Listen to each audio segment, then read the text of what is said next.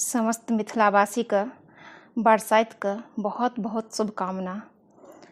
आइ एकटा नाग नागिनके कथा कहै छी जे बरसाइतमे नाग नागिनके पूजा किया होइ छै। तो सुनै जाओ नाग नागिन और विद्वान ब्राह्मणक कथा छी।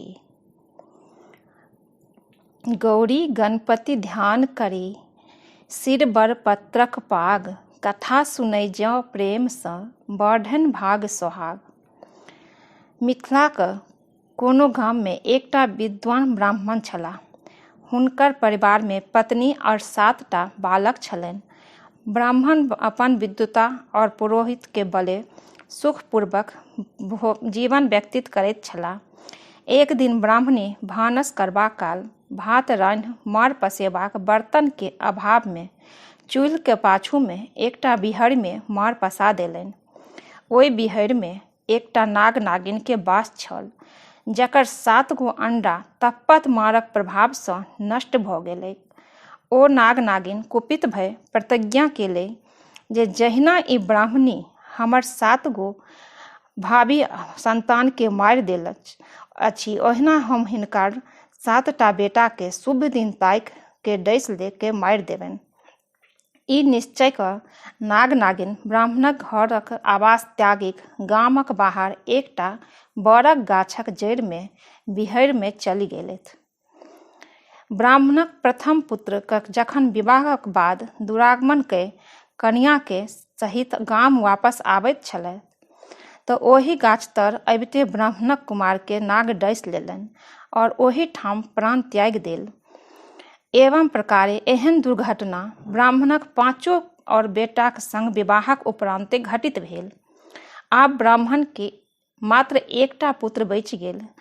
ब्राह्मण सोचलाह जे हमर 6 पुत्रक मृत्यु भऽ गेल विवाहक उपरान्त भेल अछि, एहि कारण एहि पुत्रक विवाह नहि करब।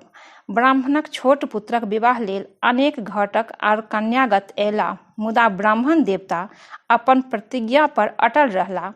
इम्हर आबि ब्राह्मणके घरमे दरिद्राक अभिशाप सेहो भऽ गेल। घरमे साँझक साँझ उपहास हुअ लागल। ब्राह्मण अपने रोगी आ अकर्मण्य भऽ गेला। तथर शिक्षा आ पुरोहित कर्मसँ आय समाप्त भऽ गेलनि। ब्राह्मणक कुमारक पिता पग पर चिन्ह पर चलबाक अथक प्रयास केलनि, मुदा ओ एहिमे नहि जमि सकला। एहिना स्थितिमे ब्राह्मणक पुत्र कतहु जाइत अर्थ कमायब, माय बाप पोषण करबाक दृढ़ निश्चय कऽ गामसँ कोनो नगर हेतु प्रस्थान केलथि। नगर यात्रा कम से कममे ओ एक गामक बाटे चल जाइत छलाह कि ओहि गामकमे एक झुंड कुमारी कन्या आन गामक प्रसिद्ध मंदिरमे पूजा करबाक निमित्त हिनकर पाछू पाछू चलऽ लागली। ब्राह्मणक कुमार अपन जूताके हाथमे नेने छलाह आ अत्यंत तीक्ष्ण रौद रहितो अपन छाताके मोड़ि काँखमे दबने छलाह। हुनकर एहन उटपटांग कार्य देख कुमारि कन्या झुंडसँ एकटा हँसैत अपन संगी सहेलीसँ कहलनि जे देखैत जाय हे दाय माय सब, आगू आगू जाइत एहि ब्राह्मणक कुमारक तमाशा देखू। तीक्ष्ण रौद रहितो ई मूर्ख छाताके काँखमे देबेने अछि और जूताके पैरमे नहि पहिरने हाथमे टंगने अछि। सखीकक व्यंग सुनि ओहिमे एकटा सुदर्शना और बुधियारि बाजली जे नहि, ई ब्राह्मण कुमार अपन परम चतुर अछि। एहन बाटक साफ आ काँट कूस रहित अछि, तथापि ई अपन जूताक व्यवहार नहि कऽ ओकर घसाय या टूटब के रक्षा कऽ रहल अछि, और छाता एहि लेल काँख तर दबेने अछि जे एहि रौदमे चिड़ै चुनमुनी आदिक कोनो शंकाक नहि जे वस्त्रादि वा देह पर बीट कऽ अपवित्र कऽ देत।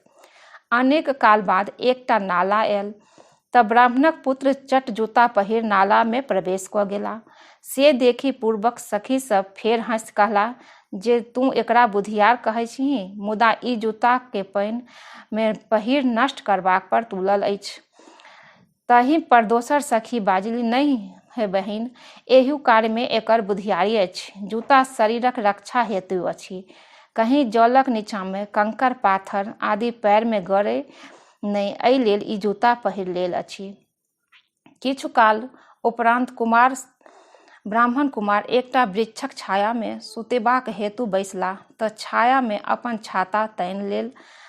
हुनकर उटपटांग व्यवहार देख प्रथम कुमारी फेर हँसि देलक तऽ ओकर सुदर्शना सखी केलै जे देखऽ सखी, एहि गाछक शाखा पर अनेक चिड़ै चुनमुनी सब बैसल अछि जे अचानक बीट कऽ वस्त्र आ देह के घिना देती, तथापि ई छाता तन्ने छथि। ब्राह्मण एहि सुदर्शना आ परम चतुरा कन्याक सब बात सुनै छलाह और हुनका ई बुद्धि आ रूप सँ मोहित भऽ हिनका सँ विवाह करबाक निश्चय कऽ हिनक पिता सँ अपन परिचय दैत कन्या सँ विवाह करबाक प्रस्ताव राखला।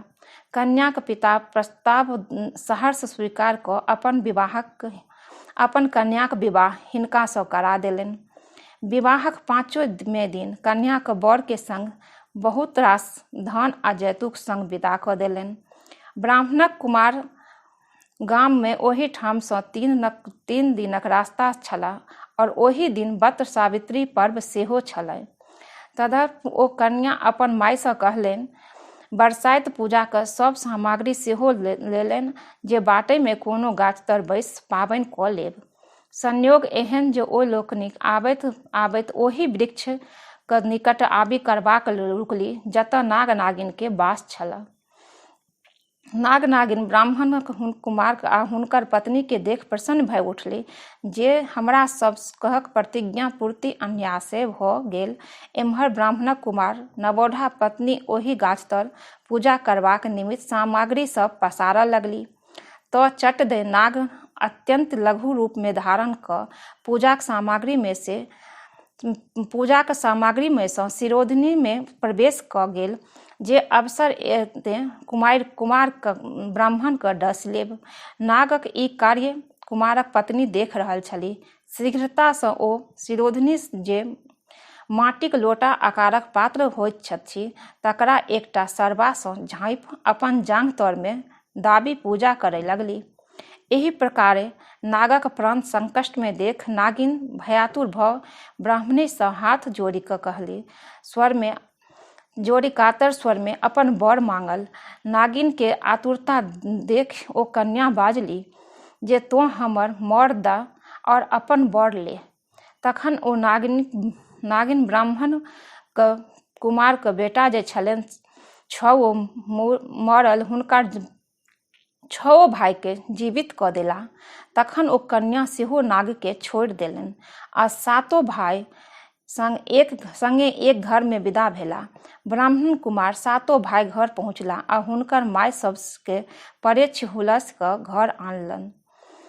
एहि कथाक समाप्ति पर पूजा लग बैसली सब स्त्री अपन माथ पर सँ जँ बरक पात नेने छली तकरा उतारी ओहि के खोंटि मर दे आ कहीं आगू में आ बर ले कहीं पाछू में फेंकऽ लगली। पूजाक विसर्जन भेला पर अइहब कुमार सब भोजन कराबऽ लगली। यही छै ब्राह्मणक नाग नागिन के कथा जे बरसाइत काल पूजा कयल जाइ छै और मर ले आ बर दे कहि कर पूजा समाप्त कयल जाइ छै।